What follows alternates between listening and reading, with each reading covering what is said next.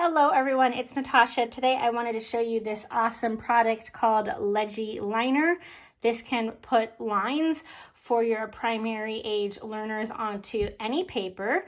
So I have two here. One is the double half-inch lines and one is the half-inch one line. And so I asked the owner of Legiliner what size she thought would be appropriate for first grade, and she did say the half-inch, so that's why I got these.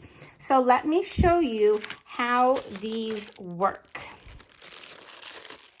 Okay, so here's what it looks like.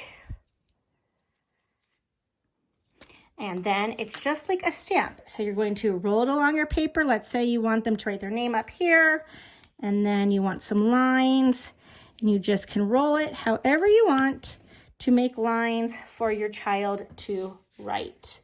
So super, super easy. Now let me show you the double lines, what that looks like.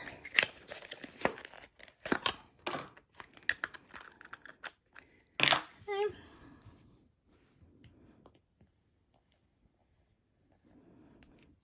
There's my lines.